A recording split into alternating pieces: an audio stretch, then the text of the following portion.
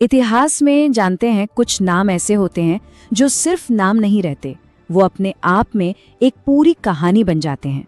सिकंदर महान एक ऐसा ही नाम जो आज भी ताकत, जीत और महत्वाकांक्षा का दूसरा नाम माना जाता है। जरा इस नंबर के बारे में सोचिए। सिर्फ एक दशक के अंदर सिकंदर ने 20 लाख वर्ग मील में फैला एक विशाल साम्राज्य खड़ा कर दिया था। मतलब इतना बड़ा कि वो 3 महाद्वीपों तक फैला हुआ था। तो सवाल तो यही उठता है ना, कि आखिर ये हुआ कैसे? कोई एक अकेला इंसान इतनी कम उम्र में इतना सब कुछ कैसे हासिल कर सकता है? चलिए आज इसी असाधारण कहानी की परतों को एक एक करके खोलते हैं। देखिए, सिकंदर की इस अविश्वसनीय जीत की कहानी की शुरुआत, जैसा कि हम सोचते हैं, उसकी अपनी महत्वाकांक्षा से नहीं हुई थी। नहीं, इसकी जड़ें कहीं ज्यादा गहरी थीं, एक सदी पुराने बदले की आग में। ये समझने के लिए कि सिकंदर ने पारस पर हमला किया ही क्यों, हमें थोड़ा पीछे जाना होगा, करीब 100 साल पीछे। ये एक ऐसी दुश्मनी थी जो पीढ़ी दर पीढ़ी सुलग रही थी। हुआ ये था कि फारसी साम्राज्य ने ग्रीस पर हमला करके उनके सबसे पवित्र मंदिरों को पूरी तरह से तबाह कर दिया था, और इस अपमान ने ग्रीस के लोगों के दिलों में बदले की एक ऐसी आग जला दी थी जो कभी बुझी ही नहीं। और इसी आग को सिकंदर विरासत में लेकर बड़ा हुआ था। और बस इसी माहौल में मैसेडोनिया में एक राजकुमार का जन्म हुआ। एक ऐसा राजकुमार जिसे इतिहास हमेशा हमेशा के लिए याद रखने वाला था। तो सवाल ये है कि उसे बनाया किसने, कौन थे उसके पीछे? सिकंदर को असल में 2 महान लोगों ने मिलकर तराशा था। एक तरफ थे उसके पिता राजा फिलिप द्वितीय, जो उस दौर के सबसे बेहतरीन मिलिट्री रणनीतिकार थे। उन्होंने उसे युद्ध कला सिखाई। और दूसरी तरफ थे उसके गुरु महान दार्शनिक अरस्तु, जिन्होंने उसे धैर्य, खुले विचार और कूटनीति का पाठ पढ़ाया। मतलब दिमाग और ताकत का एक ऐसा बेजोड़ मेल तैयार हो रहा था। और उसकी प्रतिभा तो देखिए, बहुत कम उम्र में ही दिखने लगी थी। सिर्फ 10 साल की उम्र में एक जंगली घोड़े को काबू कर लेना, 18 की उम्र में एक बड़ी लड़ाई में हिस्सा लेना, और सोचिए जरा, सिर्फ 20 साल की उम्र में राजा बन जाना। ये साफ था कि वो कोई आम राजकुमार नहीं था, वो इतिहास बदलने के लिए ही पैदा हुआ था। और फिर 22 साल की उम्र में सिकंदर ने वो कर दिखाया जिसका सपना हर ग्रीक देख रहा था। उसने उस समय की दुनिया के सबसे शक्तिशाली साम्राज्य फारसी साम्राज्य पर चढ़ाई कर दी। अब जरा गौगा मेला के मैदान में हालात देखिए। सिकंदर की सेना दुश्मन की सेना से आधी से भी कम थी। एक तरफ उसके करीब 47,000 सैनिक थे, तो दूसरी तरफ राजा डेरियस तृतीय की 1 लाख से भी ज्यादा की विशाल सेना। मतलब कागज पर तो ये एक नामुमकिन सी लड़ाई लग रही थी। पर सिकंदर के पास एक कमाल का प्लान था। उसने अपनी सेना को पीछे हटने का नाटक करने को कहा। जैसे ही लालच में पारसी सेना आगे बढ़ी, उनकी लाइन के ठीक बीच में एक कमजोर जगह बन गई, एक गैप बन गया। बस इसी मौके का तो सिकंदर को इंतजार था। उसने अपनी सबसे तेज घुड़सवार सेना के साथ सीधा उसी गैप से हमला बोल दिया, और निशाना कोई और नहीं बल्कि खुद राजा डेरियस था।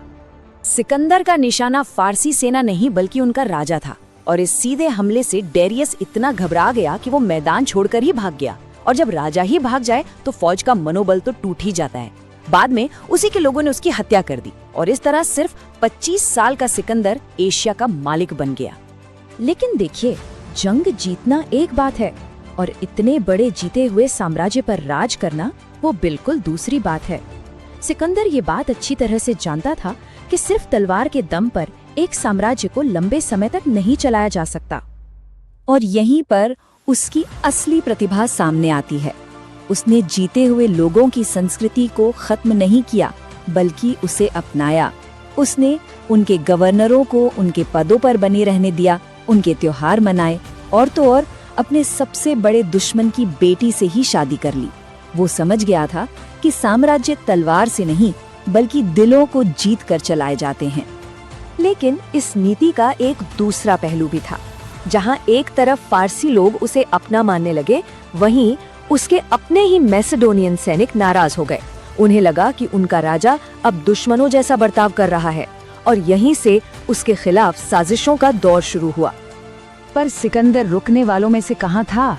फारस को जीतने के बाद उसकी नजरें दुनिया के आखिरी छोर पर थीं, यानी भारतीय उपमहाद्वीप पर। और यहाँ उसका सामना हुआ राजा पोरस से। ये सिकंदर की जिंदगी की सबसे मुश्किल और सबसे लंबी लड़ाइयों में से एक मानी जाती है। राजा पोरस ने महीनों तक हार नहीं मानी और उनकी सेना ने सिकंदर की सेना को बहुत कड़ी टक्कर दी।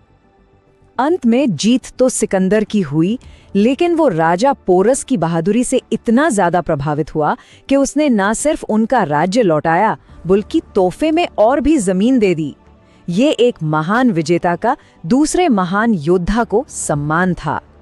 भारत से लौटने के बाद जब सिकंदर बेबीलोन में था तो उसे एक तेज बुखार ने जकड़ लिया और महज 10 दिनों के अंदर सिर्फ 32 साल की उम्र में दुनिया के इस सबसे महान विजेता की अचानक मौत हो गई। लेकिन सिकंदर की कहानी उसकी मौत के साथ खत्म नहीं होती है, बल्कि उसकी मौत भी उसकी जिंदगी की तरह ही एक रहस्य बन गई। एक ऐसा रहस्य जो एक नंबर के इर्द गिर्द घूमता है, और वो नंबर है 6। कहा जाता है कि मरने के 6 दिन बाद भी सिकंदर के शरीर में सड़ने का कोई निशान तक नहीं था। उस प्राचीन दुनिया के लिए ये एक बहुत बड़ा सबूत था कि वो कोई आम इंसान नहीं बल्कि एक देवता था। पर क्या वाकई ऐसा था?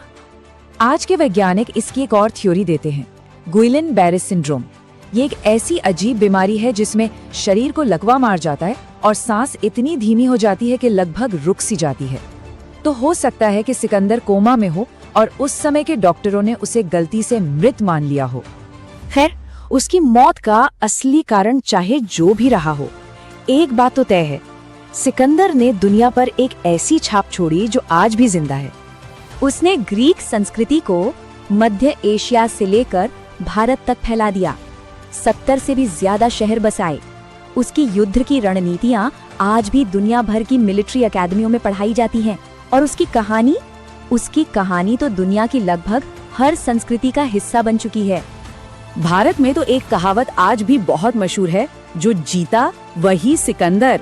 ये दिखाता है कि उसका नाम सिर्फ एक इंसान का नाम नहीं रहा, बल्कि विजेता का ही दूसरा नाम बन गया है। और शायद एक विजेता की इससे बड़ी विरासत और क्या हो सकती है।